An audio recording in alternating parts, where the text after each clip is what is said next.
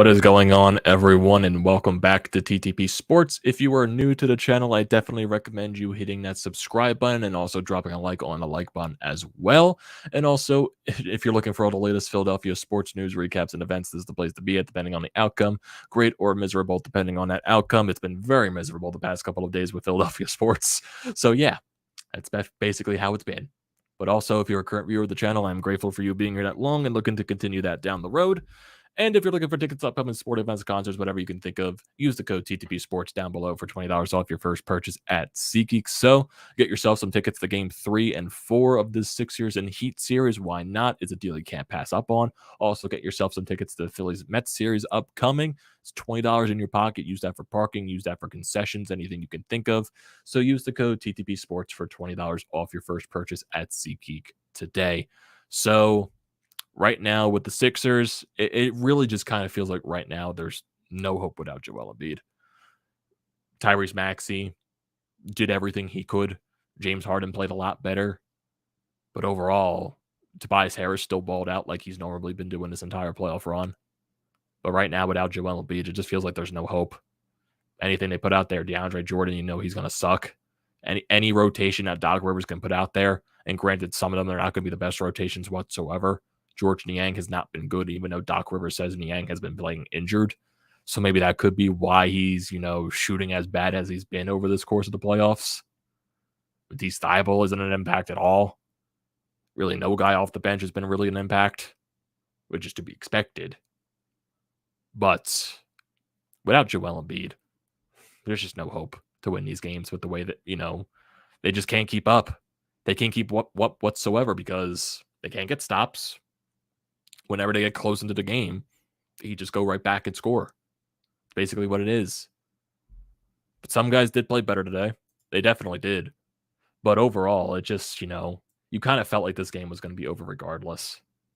Because Tyrese Maxey played a fantastic game. 34 points in this game, 12 of 22 from the field. He was being aggressive. He played 43 minutes. He was 1 of 4 from 3, 9 of 11 from the free throw line, 3 rebounds, 1 assist, 2 steals. Minus 10, but still, he was just flat out fantastic on the court today. Tobias Harris, still amazing. 21 points in 38 minutes, 9 of 17 from the field, 2 of 5 from 3, 1 of 1 from the free throw line, 4 rebounds, 4 assists, 4 steals. So he's putting a clinic defensively still. He's been Tobias Harris, what he's been doing, greatness over this playoff run ever since, going to the Raptors series. James Harden felt like he was a little better in this game. 20 points, 41 minutes, 6 of 15 from the field, still struggling shooting from James Harden's perspective, which is, to be expected at this point with the way he's been playing over since he's been traded to the Sixers. 1 of 5 from 3, 7 of 7 from the free throw line, 4 rebounds, 9 assists, 1 block, 3 turnovers.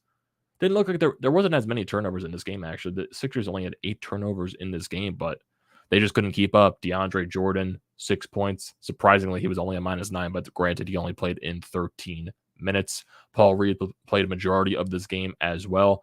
It just felt like right now, there wasn't really any hope. There just wasn't.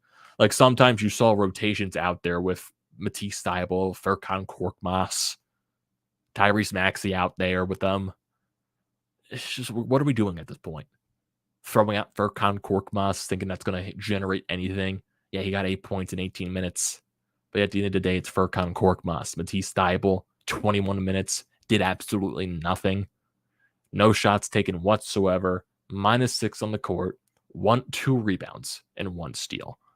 Like, what is Matisse Thybulle doing out there? Because he's doing nothing. He's doing nothing to generate, just any type of anything out there. It's just nothing out of Matisse Thybulle. He's showcasing nothing. I don't know. It just feels like right now, it just feels so gutted. It really does without Joel Embiid out there. Because if Joel Embiid is out there on the court, the Sixers probably win at least one of these games. Because, yeah, they only lost by, 16 points in this game. So technically they were in it. It was like a 12-point game in like the final, 4 minutes or something like that. They lose 119 to 103, down 0-2 in the series. It just right now, it feels like there's just no hope without Joel Embiid whatsoever. It just really does. Not sure when Embiid's going to be back. Right now, it doesn't sound like he's going to be back for game 3. But knowing in this situation with what Joel Embiid is, with what he's been doing this year, playing through all the injuries, especially in this playoff, who knows if he forces himself and forces Doc Rivers, hand to play him in game 3. But I know with, concussion protocols and all that stuff, maybe that's what's going to prevent him from playing in game 3. I don't know. It just feels so gutted right now. It really does. It feels so gutted watching now without Joel Embiid out there on the court. It just feels lifeless. It really does. Granted, like Tyrese Maxey was absolutely amazing in this game. Did everything he could. Wasn't enough. James Harden played a lot better. Wasn't enough. Tobias Harris doing everything he can. Wasn't enough. Danny Green becoming a liability on the court too. Missing all the layups in the world. Bricking everything. Went 1 of 9 from 3. He only got 3 points in this game. He was 1 of 10 from the field in total. Didn't go to the free throw line once. 2 rebounds. 2 steals. I don't know. I just feel so defeated. It just feels so defeating. And I think everyone feels the same way. Just because of Joel Embiid not being out there just kind of ruins feeling. Because, they don't have a chance. They just don't have a chance out there without Joel Embiid. And if he doesn't play in game 3, who knows what the difference is going to be. With the Philly crowd giving the Sixers momentum, will that help? Will the energy buzzing off of the guys, will that help them? I'm not sure if it's guaranteed that Joel Embiid is going to play in game 3. It's frustrating. It really is. I know I keep saying that because that's basically what the entire feeling is. Like, I can just go over this entire game, like, especially like from the Heat side. Tyler Herro going off once again, 18 points, 3 of 5 from 3, 6 of 10 from the field in total. 6th man of the year from a reason. Oladipo, 19 points off of the bench for them. Butler, 22 points. Adebayo basically can do it whatever he wants without Joel Embiid on the court, 23 points. It's like not even the fact that, the Heat, but I feel like they did play a better game than they did in game 1. But it still feels like they're beatable. But like I said, without Joel Embiid on the court for the Sixers, and honestly, that just shows to go you that Joel Embiid deserves the MVP. Because without him on the court, it's a completely different squad. It just is. With how much Joel Embiid takes the double teams, how much presence he draws the people to himself, which gets other guys wide open, which allows James Harden to facilitate, which allows guys to get wide open shots, and allow guys to have confidence to hit their shots because Joel Embiid's going to be, that guy that's targeted every day. And regardless if he's targeted, he's still going to find a way to do his thing. He's still going to do his thing defensively. He's still going to do his thing scoring-wise, regardless of the injury that he has. And I'm not sure, because I know there was also a report that Joel Embiid was finally able to use his phone because the light coming off of his phone was, I guess, giving him, was bothering his head, like giving him headaches or something like that. So is the concussion situation worse than what we think it is? So I don't know. It's just like the entire feeling right now is just so down. It really is. And George Niang off the bench only played 10 minutes in this game. He fouled out in 10 minutes. That's a foul every at least 2-3 minutes in this game. 5 points, hit 1-3. So he was getting into foul trouble. They were exposing him. Paul Reed played 25 minutes. Surprisingly, didn't get into as much foul trouble as he did yesterday. Well, not yesterday, in game 1.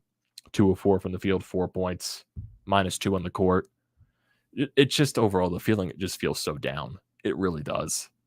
It's just such a gut feeling. Not a gut, like a gutted feeling. That's basically the overall of this. It's so deflating. That's basically the entire summary of this entire thing. Like, I can go over the game as much as I want, but and looking at some other stats as well. Tyrese Maxey, James Harden, no, actually Tobias Harris and Tyrese Maxey in the second half. Both of those guys were 13 out of 18 from the field. They got 38 points combined. All the other Sixers in the second half, they were 4 of 21 for 13 points. So that shows you that Tobias Harris basically doing all he can again, and Tyrese Maxey played 20 times better in this game. And even like looking at James Harden, it's still like he's struggling shooting. That's the bottom line there. Like, yeah, there are moments where he is being aggressive, but him struggling from just shooting in general, and he put up 15 shots in this game in total. But the way this team is struggling to hit their shots, especially from deep, they were 8 of 30 from 3, which was it better than last game? Was it better than last game, the way they were shooting from 3? I feel like it was, like, the percentage number is better than it was from last game, if I am not mistaken. I definitely wanna check that. Yeah, it was way better. They were 6 of 34 in game 1 from 3. In this game, they were 8 of 30. So they hit 2 more threes, and they took less threes in this game. It's just a really good feeling. Offensive rebound, like the rebounding, of course, is going to be an issue, especially without Joel Embiid.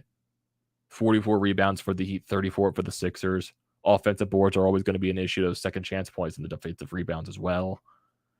It's just overall, it's a really gutted feeling. That's basically all it is. There's no hope without Joel Embiid right now. I'm not sure when he's going to come back onto the court. It just sucks. It just sucks that an elbow from Pascal Siakam takes him out of the series. That's basically the entire feeling. That is. So, I don't know what to expect from game 3. Joel Embiid not in the court. If he isn't, I'm not sure what to expect. Will the guys have a better jump in them since they're at home with the Philadelphia crowd there? Maybe. I hope it's a better performance. Hopefully they can find a way to steal it in Philadelphia. I don't know. The entire feeling is just gutted without watching Joel Embiid out there. It just really is. I know I've said that like 50 times in this. That's how I feel. It really is. I just feel so gutted watching them. Because I feel like we're just missing that. Because we got Joel Embiid taken from us from this series. That's what it feels like. But still, if they can find a way to steal game 3, maybe Joel Embiid comes back for game 4. Who knows? Who knows? But that's going to do it for this video, everyone. What are your thoughts on everything Sixers-wise going into game 3? Are you feeling as gutted as I am? I want to hear all those thoughts and opinions down in the comment section below. I'd like to see those as always. Do not forget to drop a like on this video. Do not forget to check out the panel lines, which I'm a part of. Their links are down in the description below. Also, the links to BrodesMedia and everything else down in the description below. Do not forget to check those out. And like I said at the beginning of the video, the most important thing you can do is hit that sub button and also use the code TTPSPORTS for $20 off your first purchase at SeatGeek. And I will see you next time.